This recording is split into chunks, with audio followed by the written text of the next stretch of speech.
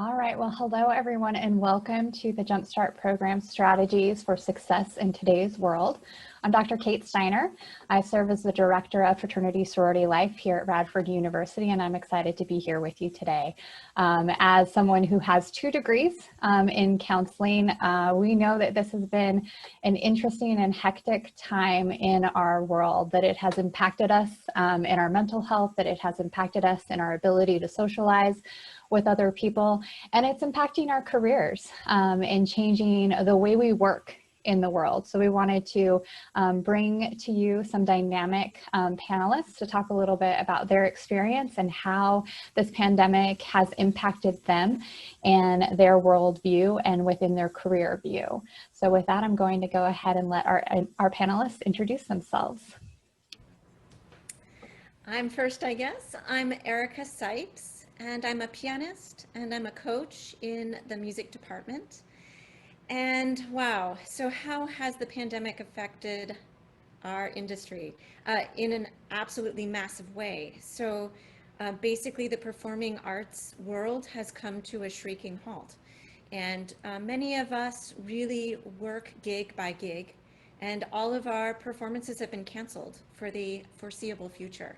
So a lot of us don't have a regular income at this point, and we also don't know when that's going to start up. So we're facing a lot of questions right now, whether or not we stay in the music field or in the arts, or if we need to venture elsewhere for a while. So there's a lot of discouraged musicians, and it's not, of course, just in this country. It is a global thing. So a lot to think about.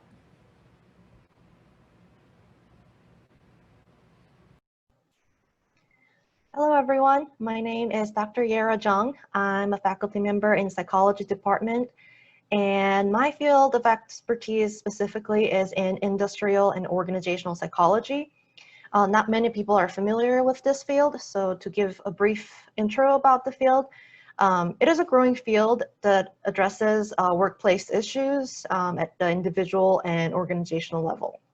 We apply psychological research to improve employees' well-being and health and performance and their organizations. And examples of things we do range from workforce planning, hiring, all the way to job motivation, improving diversity and inclusion, and facilitating organizational change. So you can see in this current time with pandemic and BLM movements, our field is actually more relevant than ever. So the largest impact that I'm seeing is that we are going to be at the forefront now and in the foreseeable future in facilitating the changes that businesses have to implement, whether it's accommodating different workspaces, different work processes, and improving the diversity in their organizations.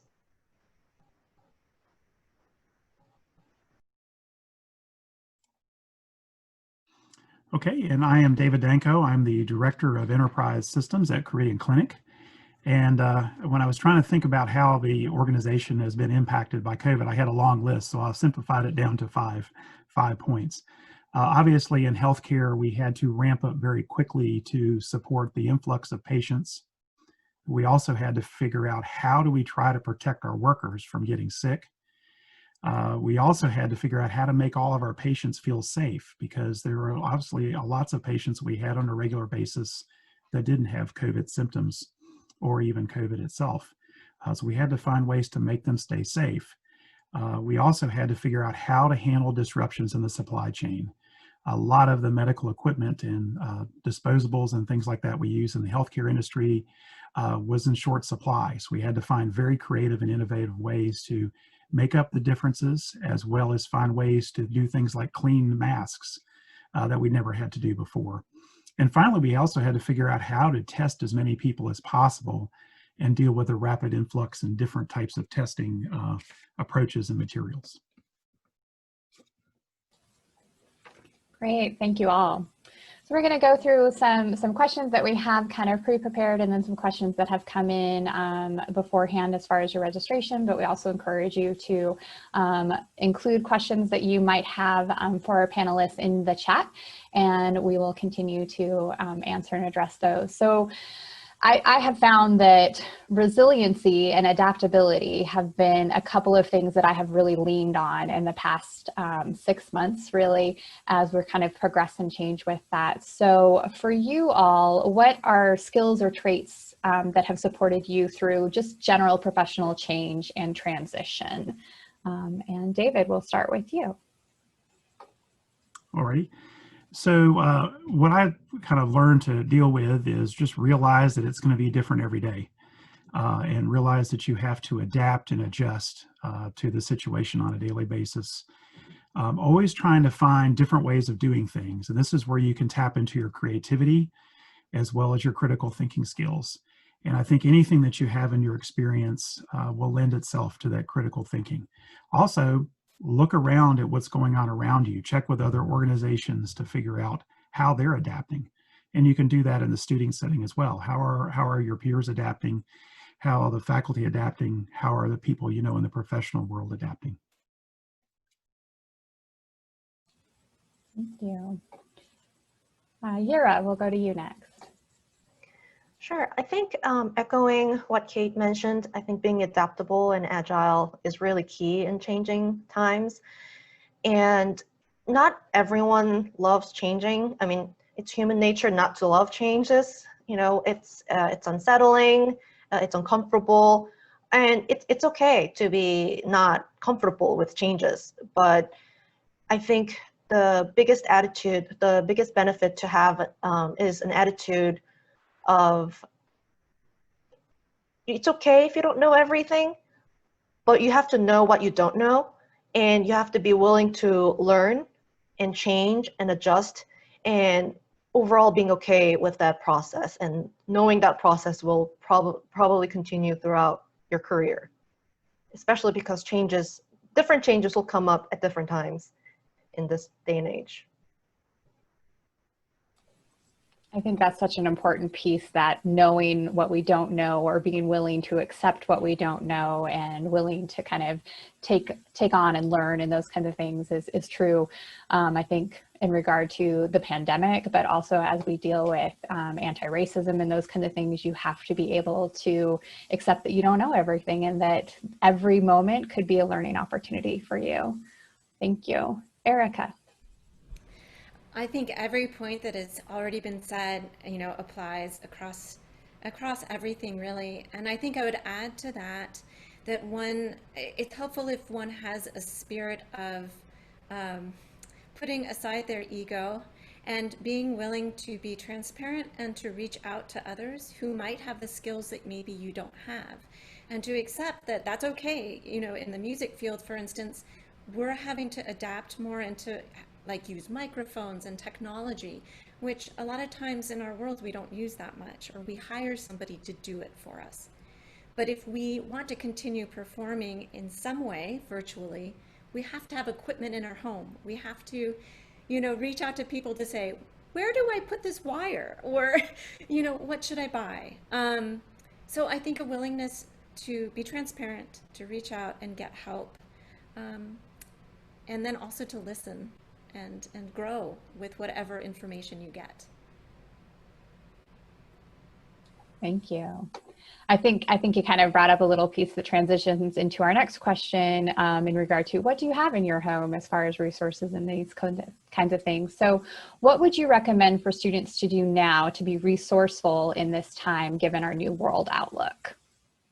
And Gira, let's go ahead and start with you this time. Sure. So I think this is a really good time to grow in multiple different ways. And I understand, not everyone's in the same situation, and, some are facing more difficult transitions and difficult challenges than others. But all in all, I think it's a good time to start thinking about mental health if you haven't before.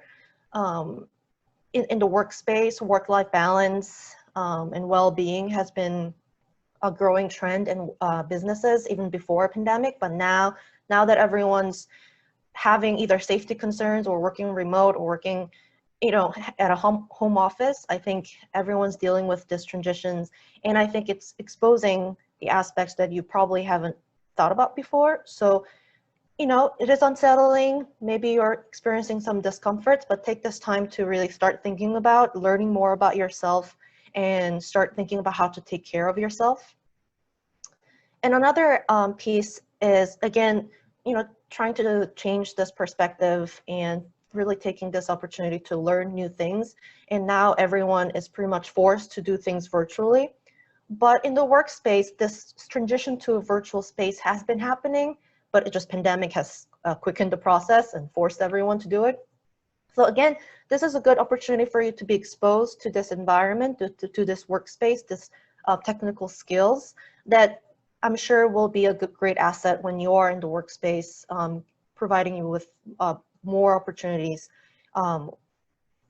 because you have been exposed to working in a virtual space. So utilize this opportunity to, take this opportunity to learn and be used to this workspace. And finally, I think when you are looking for jobs and internships, it's important to be proactive and creative now than ever because things have changed and businesses are changing and organizations are also going through a lot of transitions. A lot of times they don't even know what they're doing. So you really have to be grounded yourself and be willing to adapt and accommodate to different opportunities that you're seeing. But because you've been exposed to virtual space, remote working will create even more opportunities than you haven't had before. Maybe you'll be able to work in a company that's in California or in abroad. It's opened up different opportunities that weren't available before. So knowing that there will be different opportunities than before will be a great knowledge and resource. Thank you. Erica, let's go to you. Sure, I have a couple things I would say for the people in the arts field in particular. And the first thing, because you asked about what kind of equipment do I have at home, I think it's really imperative that that all artists start to acquire a couple different pieces of equipment that are very simple. I mean, you can spend a lot of money, yes, but I would reach out and try to find out, what can you get for what is affordable for you. You can get some very simple USB mics that you plug in that will do just fine for what we need to get through this time. And you need a good camera, whether it's on your phone or your computer, and learn how to use what you have to the best of your ability. You can make a lot out of just the basics, but you need to know how to use it, and you also need to feel comfortable using it. That's the huge thing too, because if you don't feel comfortable, you're not going to put yourself out there. And I really think as artists, a lot of artists rely on an organization to advertise for them or to give them the gigs that they need. But I think for a while, artists are going to have to do this proactively themselves a lot of the time, or that will help them. So have the equipment you need. Along with that, I would also say to really, the young people are so much better at dealing with social media, I think, than somebody my age. But I think it offers such a great opportunity to meet up with people around the world, around the country, in your field. Get ideas from them, get support from them. You can even do projects virtually with people.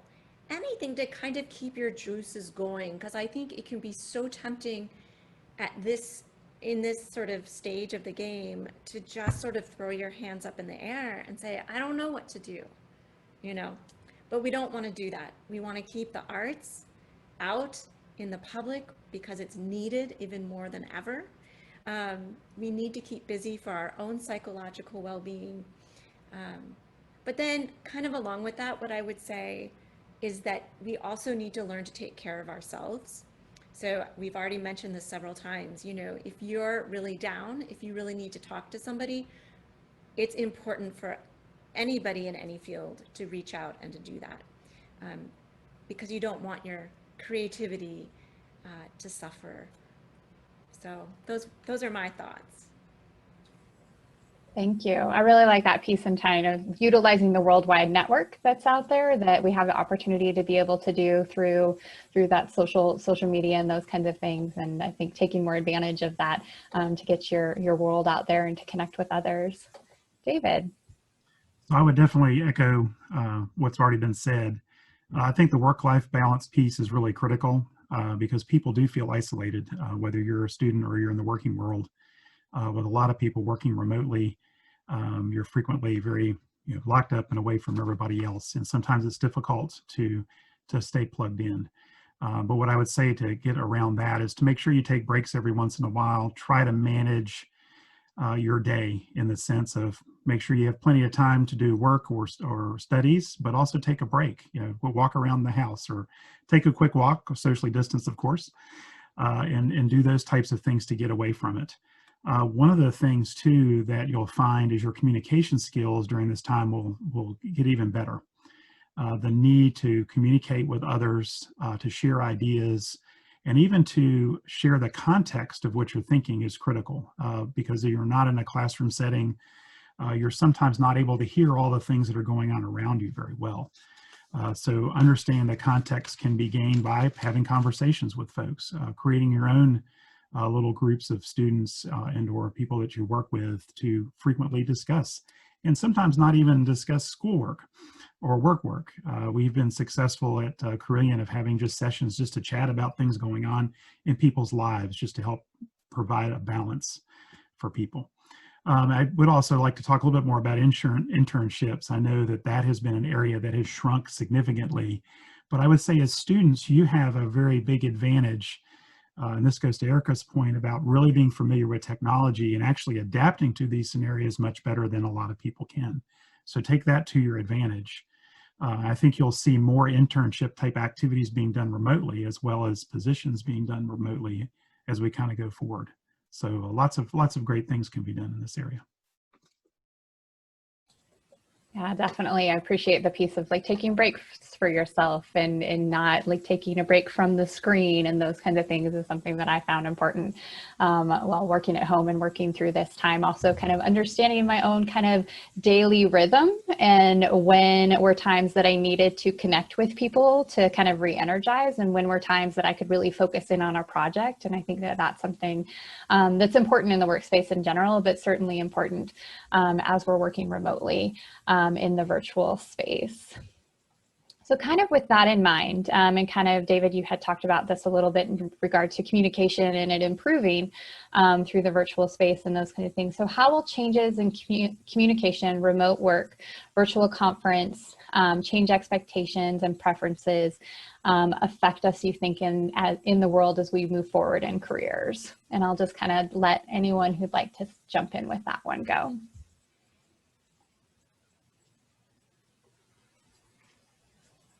I'll speak up, I guess. I think I'm an eternal optimist, so I'm trying to look at this optimistically. I actually think this time presents us with a really good opportunity to maybe even take a different direction.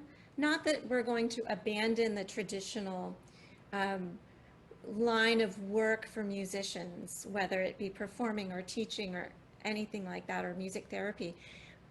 But because of technology, because we're now being forced to work in this different world, that might open the door to other collaborations and opportunities that we might not otherwise have. So yeah, I think if we can just think about that and think, what can we do with what we have now? Can we carry that into the future? And in fact, can we carry it in a way that's actually going to benefit and even make better the way our field was anyway? Because I think it's so easy to get stuck in one mode as a field. We're being kicked out of that right now. So after this is all over, we're going to have a choice. Do we go back to the way we were? Do we completely change, or do we do a hybrid version? I don't know. I don't know what the answer is, but I certainly hope that we're going to take it at least into a little bit different realm. That's a good point.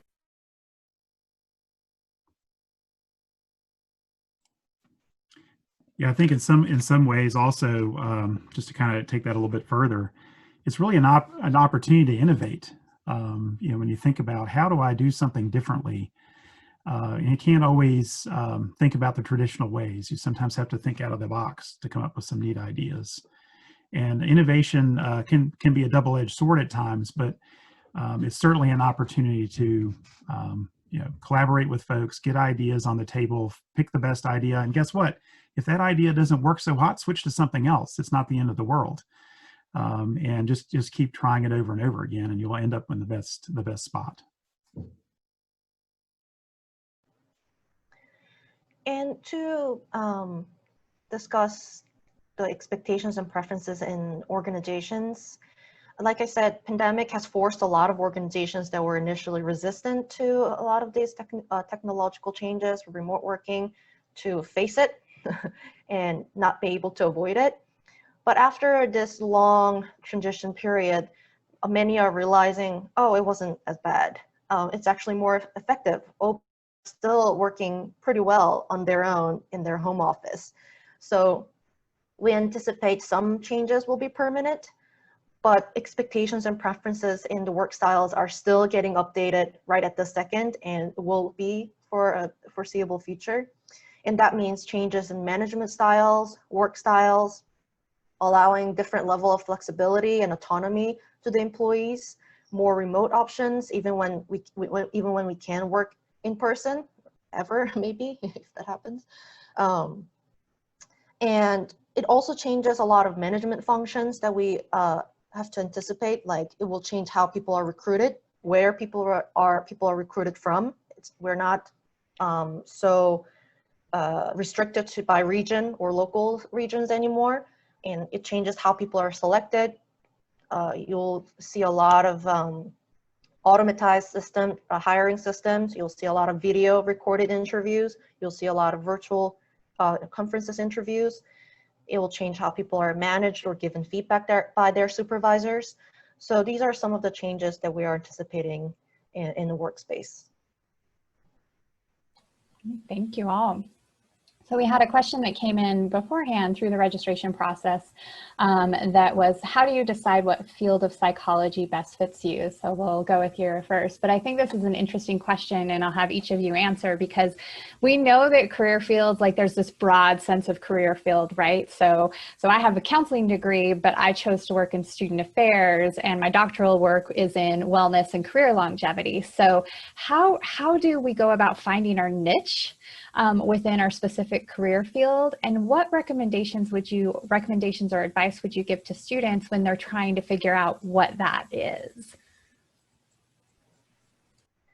All right, so since I'm in psych department, if I share my biased perspective towards psychology first, psychology is a study of human behaviors, human minds, how we function. And, as a human being on this planet, we have to deal with people one way or the other. Even when we're stuck in our own homes and in our own offices, we're in need of human connection more than ever. So I think study of psychology will always be beneficial to anyone. That's my biased perspective. But if you are interested in people, I think psychology might suit you. And if you are already studying psychology, or if you're thinking about having some kind of career within psychology, first thing you want to think about is how you want to contribute to people or what you do not want to do. So maybe you might want to think about specific age range of the population you want to work with. It might be children at school. It might be children who've been having some family issues or have some experience in abuse. It might be college students in the university settings. It might be working people like me in IO psychology. And then you will also want to consider maybe what kind of environment you want to work at. Do you want to work in schools, high schools with teenagers? Do you want to work in universities? Do you want to work in hospitals, clinics, or do you want to do more research? And considering different environment and range that you want to work with might narrow down a lot of things for you within psychology. And I think most practical advice I might have when we're deciding in field of psychology is to reach out to people that have jobs that you might be interested in. I did that a lot when I was in undergrad, when I was in grad school. Just talk to people. Everyone's willing to talk about themselves and about their job. So, reach out to them and learn about their daily activities in their job. What are some strengths and weaknesses they see? What are things that they really love about their job or something that they didn't really love? What are things to consider before choosing that job as a career? So those are some practical things that you can do. And last thing I want to add is that it's okay to change your interest. You can start with something, and it's so okay to change your interest, your career, your job, what you like, what you don't like. It's so natural. Life is long. You're going to work for a really long time, unless, you have a lot of money. Or maybe even if you have money, you'll work for a long time. So it's okay to switch things in the meantime. It's to your power to be able to change, make transitions, and explore different things. I appreciate that part. So true that it's okay to make changes. I had 4 different majors as an undergraduate student. So my father accused me of being a professional college student, and then I went into work into higher education. So I guess in a way he was right. But still trying to figure out what that route is. So I think it's an ever evolving process for sure. Erica, how about you? Well, I don't know anything about going into psychology, but in terms of music, I mean, music is there's such a broad range of things that you can do as a musician. And especially at Radford, for instance, you've got music therapy, music education, music business, and then you've got performance. So such a wide range. And quite frankly, like what we were just saying, if you choose one, but then midstream you decide to try another area, or even after you've already graduated, you decide to try something else, who cares? My really philosophy is that when you go to school, you're learning skills about how to learn and how to hopefully teach yourself and how to inspire that in oneself and in others. So in a way, it doesn't totally matter what field you go into at school, or even when you leave. It's all flexible. But I do think, what was said earlier, do you like to work with kids? Or do you like more of the psychological aspect of it? If you like the psychology of people, if you want to help people who have been through difficult things, music therapy is the perfect field for you. Maybe. There's just such depth in applying music in that way. But if you like to work with kids and you want to inspire kids through the arts, music education is your thing. There's just such a broad range. So try something. Know that whatever field you go into or study in school, that will be able to be applicable to whatever you decide to do. So as long as you put your mind in the right place and you're really learning with the right motivation. So that's my spiel.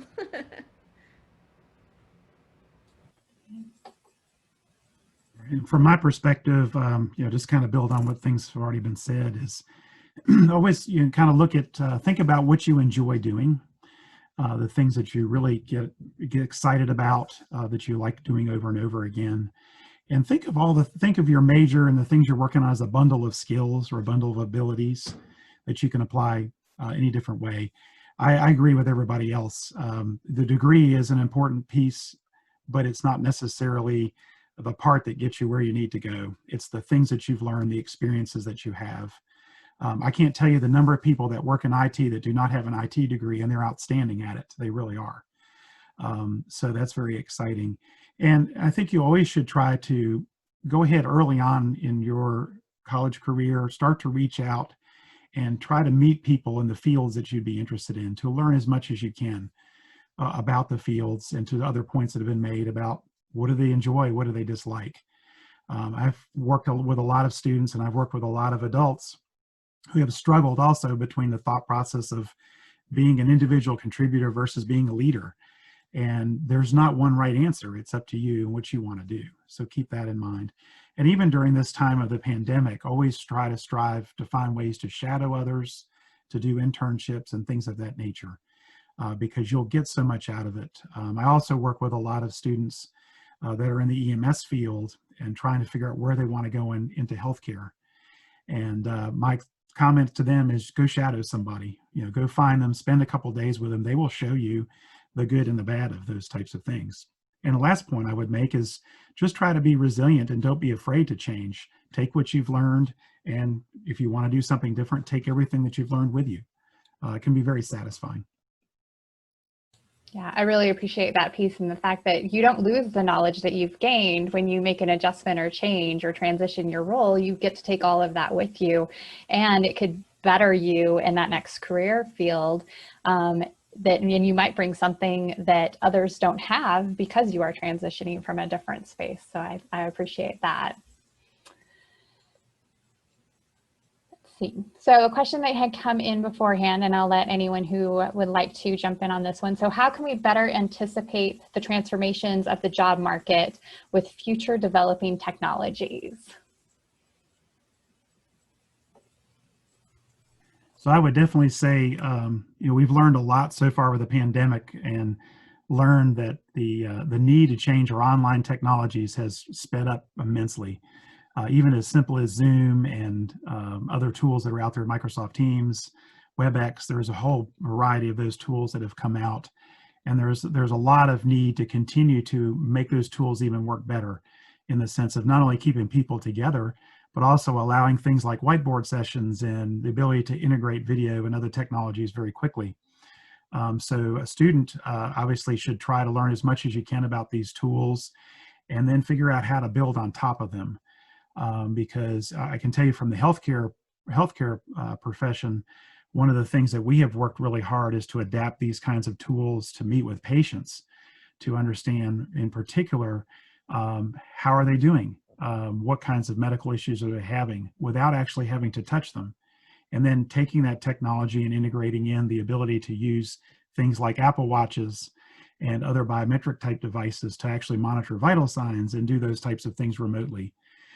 So that's just kind of an example of how those technologies are impacting us. So then you think about the job market. Well, obviously anybody that it can adapt to those technologies or even think about how to apply them will be at an advantage. And those are things that you should try to focus on if you can, because I think they're very key to your future.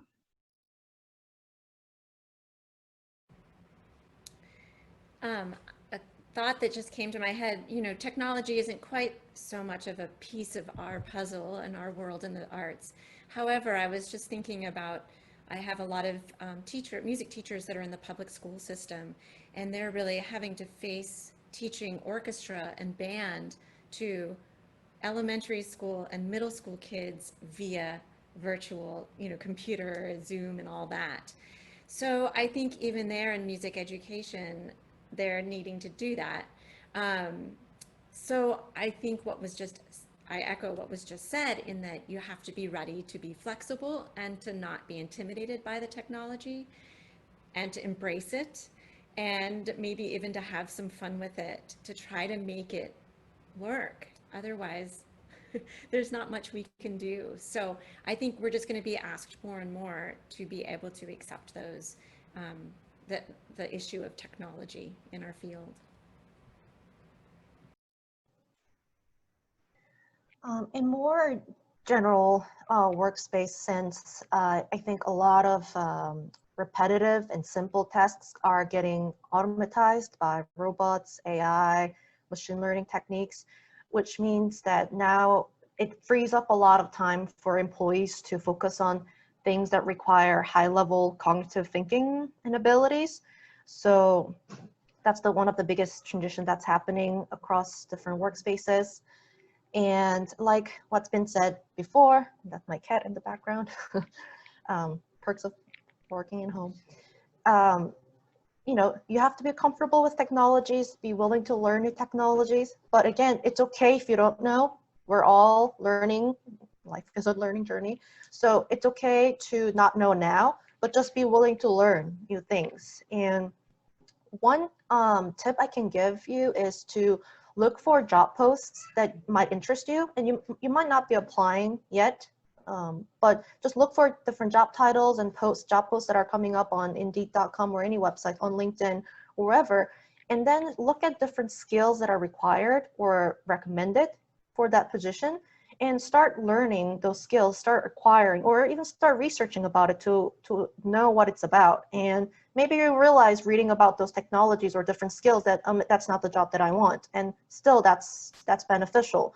So, you know, that's one way to for you to figure out what are the technologies that are expected of you as new applicants, and what are ways for you to learn. And we have really great resources on internet. You know, YouTube has everything pretty much.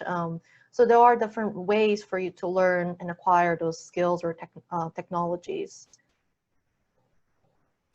Thank you. Such great career advice, I think, in regard to like looking at jobs that you find interesting and then looking at the skill set that they're asking employees to have, and then figuring out what you have in that regard and where maybe your gaps are, and how can you fulfill that through research, development, and education on your own. So I really appreciate that.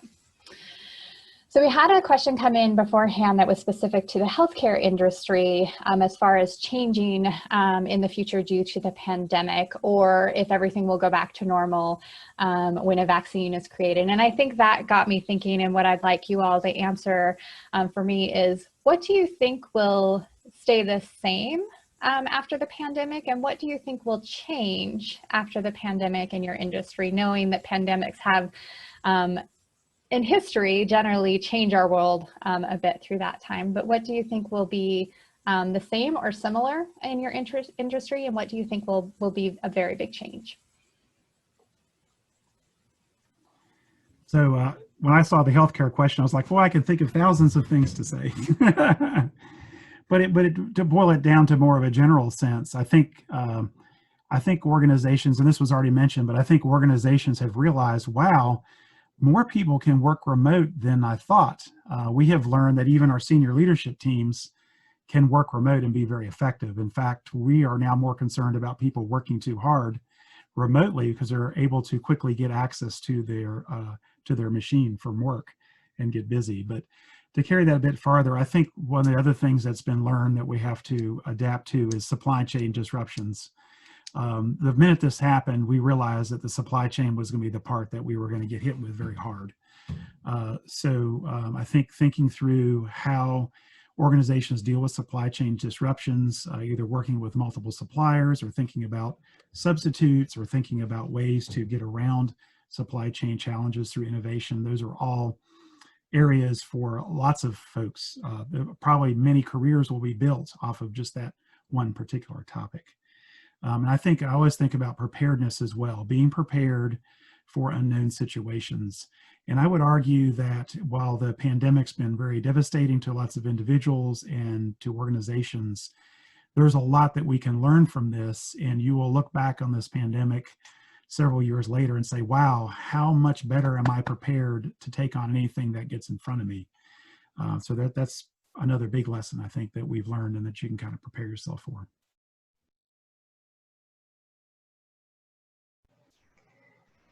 In the field of biopsychology, I think we're facing a lot of changes as a field because we usually follow the footsteps of the changes that are happening in the business and do research and offer solutions of best practices for the businesses and their management issues. And we're seeing a lot of changes from like changing workspaces, work processes, communication, hiring system is changing.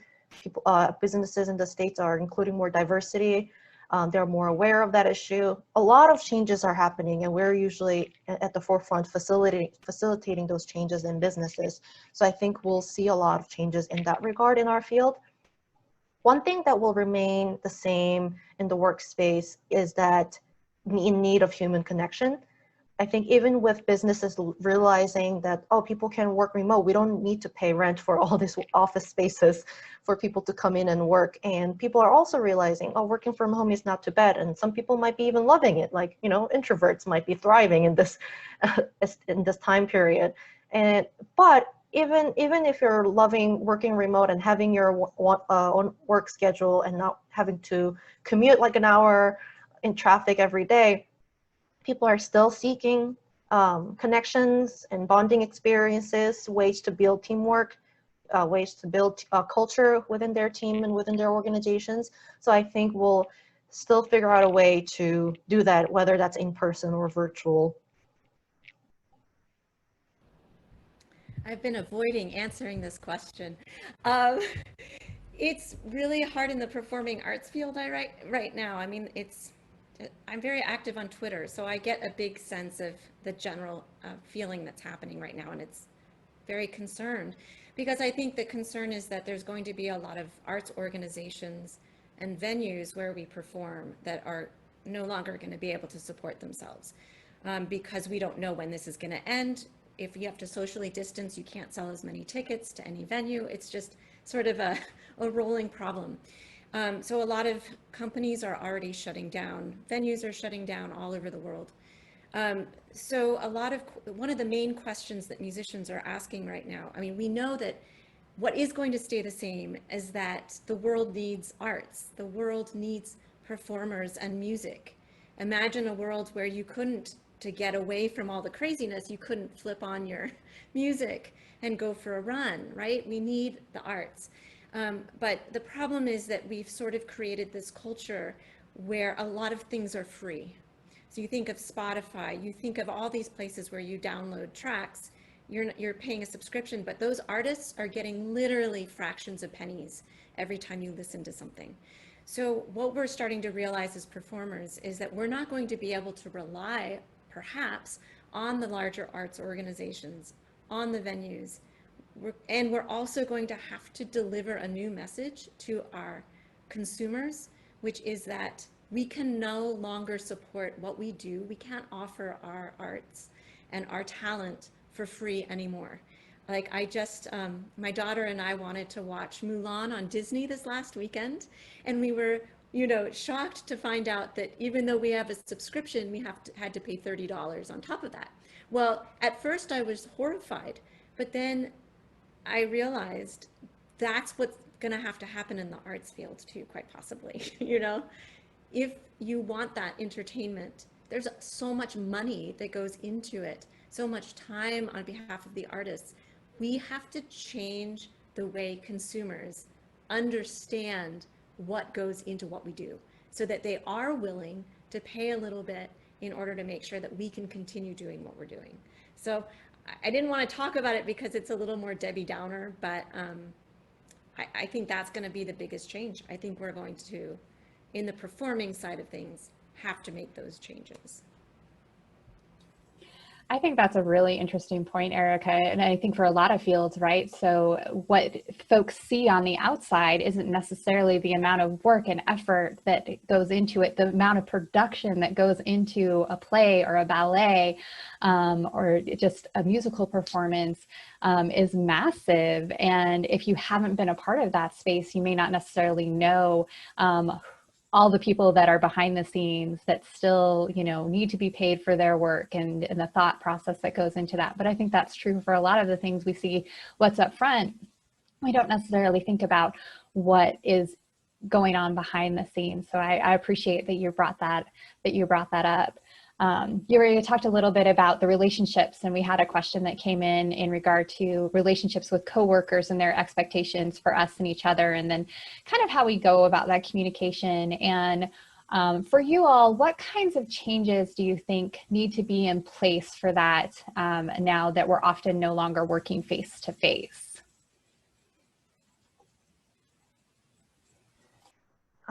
So like I said, I think organizations are still figuring it out to foster culture, for team building opportunities, to offer inclusiveness, especially for the new hires who never got to meet their coworkers for the first time. So it's gonna go through a lot of changes, and we're gonna see some errors and mistakes throughout the process, and eventually we'll settle into this new normal in their workspace. But there isn't really a perfect solution yet, but it's important to know that people are still seeking informal feedback. They're still seeking informal gatherings at workplace, just like, water cooler chats or coffee breaks or smoke breaks or whatever people used to do in their in-person workspace. They're still seeking that kind of opportunities virtually. So I think it'll take some time for people to figure out, to settle in one way or the other. but I think we just know that people will figure it out because they are all in need of that connection more than ever.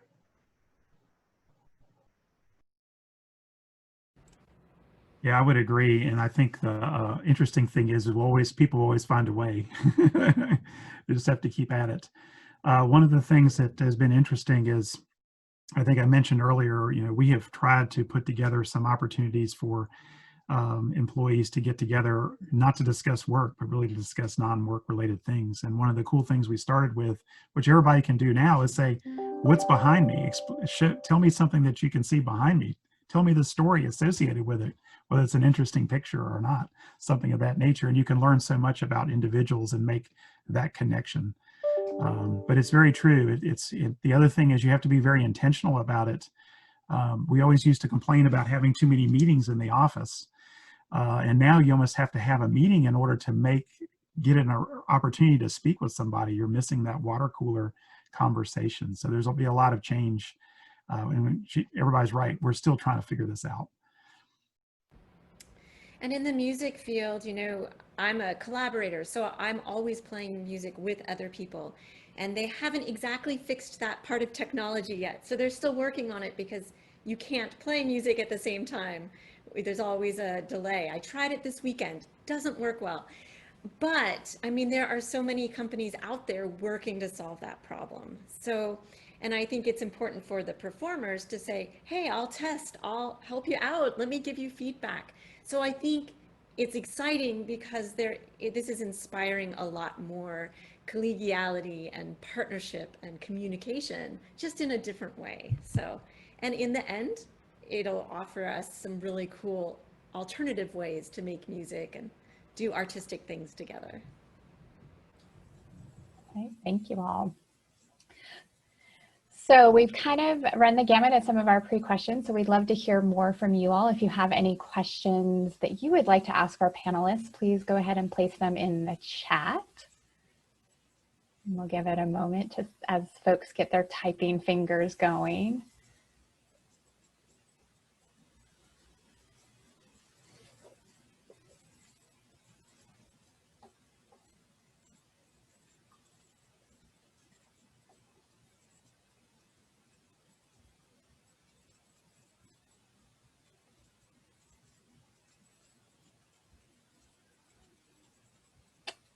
Great question. Thank you, John. So what was the most difficult thing you've had to adapt to while working during the pandemic? Well, I can start first. I'm sure there's a lot of people that have interesting stories to tell. For me in particular, it was quickly adapting to the extremely fast pace that we need to operate as a healthcare system to put in place. How do we take care of the ramp up of number of patients? How do we keep the other patients safe? And I've been amazed at the resiliency of the individuals on the teams. Quick reaction to dealing with everything that would come up. There was always a solution for it after some innovation or some thinking. But that has been the challenge, is just to stay in front of it. It's been very rewarding in the sense to see the teamwork and the innovation and the thoughts, the creative natures of human beings being able to quickly know without being told which direction they need to be marched. But it has been quite a challenge to keep up with the pace that we need to move.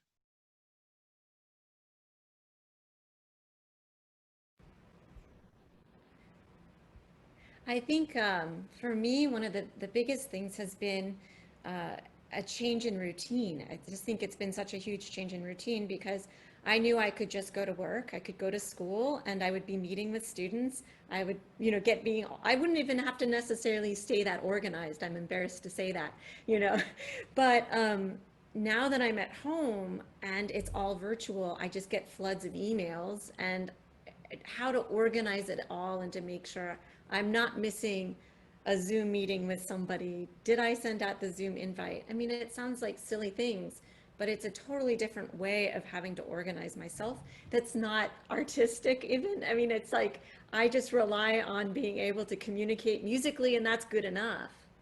But what I found is, no, there's other areas that I needed to develop, mostly in organization, in emailing, communication, that type of thing. that I've had to develop. And that's been a real like wake up call for me, but good. It's good. I think similar to that is having to try to meet all kinds of different demands that are getting thrown at us at this time period, especially as a faculty member right now. I think there are students in different situations, coworkers, collaborators in my research,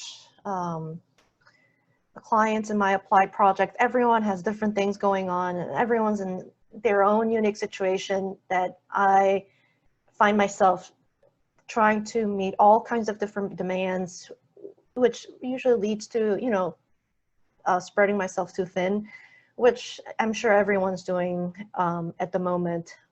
And I think another difficult thing was, for me at least, was that everyone thought this was a short-term thing. So everyone's like chugging it along, thinking that light at the end of the tunnel was just right there around the corner, but then it's kept getting extended, and the light is getting farther and farther away. So I think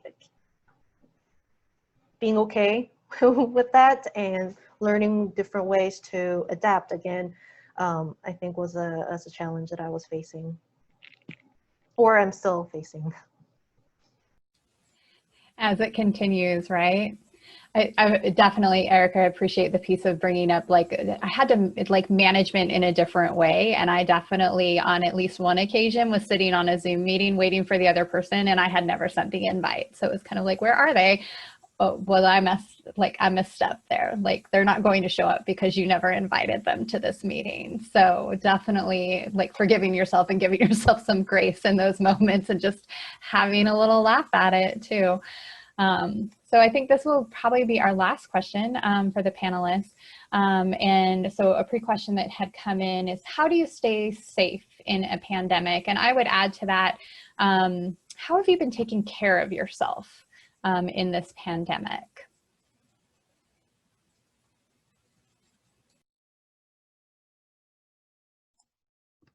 So I can go first.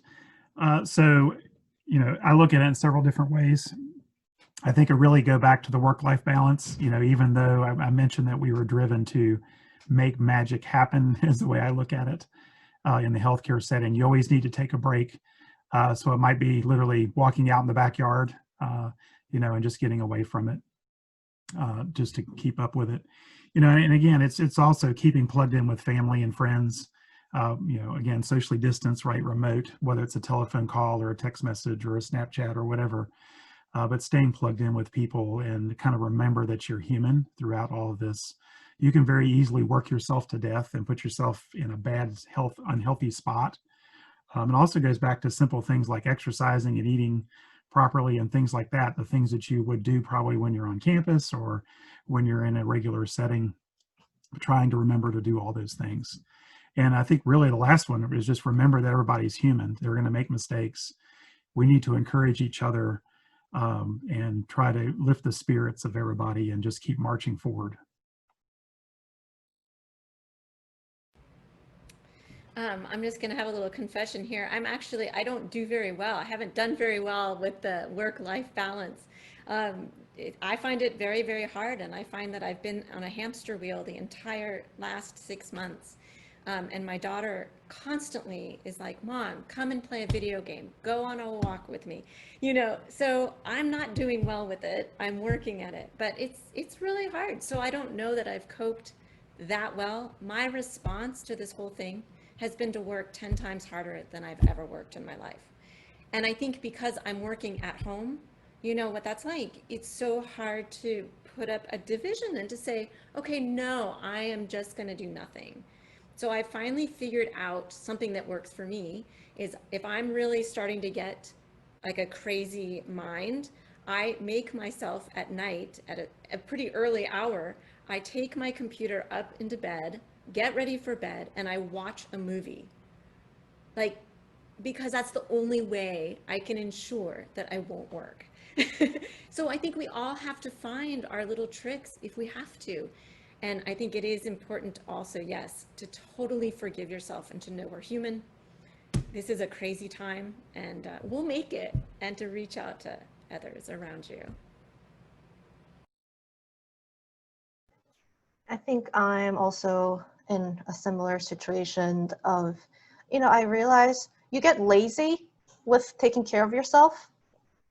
Like I think, you want connection, you want to talk to people, you want to stay connected to people, but then you sometimes get lazy at the end of the day. After a hectic work day, you're too lazy to talk to someone else. You're too lazy to pick up that phone call, or you are too lazy to be in another virtual conference call, even if it's meant to be fun and informal, right? So I think it's important to, just like exercise, sometimes you don't want to do it, but then after you do it, if you feel good. So sometimes I think you have to force yourself to do something that you don't want for yourself. And like Erica mentioned, setting up a routine, I think that's always helpful. Right before I start workday, I make myself meditate or drink tea or exercise or play a video game for half an hour before I get to work. Have some kind of routine built in your day, I think will help to maintain some kind of sanity in this crazy time. And I think one last tip I want to share is to, I think, take this time, it kind of echoing back to things that I earlier said, take this time to get something out of it. I think David mentioned it earlier that you're going to learn something out of any situation, and you can always walk away having learned something and applying that to a new different situation, different things. And I think it's safe to say that we're living in an era where things are constantly changing, whether it's pandemic or it's going to be another thing in the next decade. So being able to live through changes, I think it's a really good life skill that you're developing currently at this moment. So whether it's practical skills like being able to communicate virtually, writing for professional emails, being able to look professional in a Zoom camera, or being able to manage time and yourself very well, I think you're going to get something out of it in this time, and maybe they'll help you get through it. I appreciate each of you and your time with us here today. I have certainly learned a couple of things. So as I said, it's always an ever-evolving progress in education. And I think it's important that we remember that when it comes to well-being and our career and adjustment and those kinds of things, it's practice for progress, not practice for perfection. So we are continuing to gain progress in this in education in that. And with that, I will turn it over to Teresa. Thank you, Kate, and thank you for everyone for joining us today and for sending those really thoughtful questions. And thank you to our great panel for sharing your wealth of knowledge, but also for sharing your very personal experiences through these times that we are all facing. So in addition to that, I want to invite you, the audience, and all our panelists to join us again on our next Jumpstart chats. We are having 2 more chats. One is going to be on October 1st, and it's going to be preparation for graduate school. So any of the students that may be thinking to go to graduate school, this is going to be a great panel to find more information about that. And then we are also having a chat on digital, social media, and LinkedIn, and that's going to be on October 27. We'll be sending more information about these 2 new panels. Again, thank you for joining us, and have a wonderful day. Thank And you. here's some information.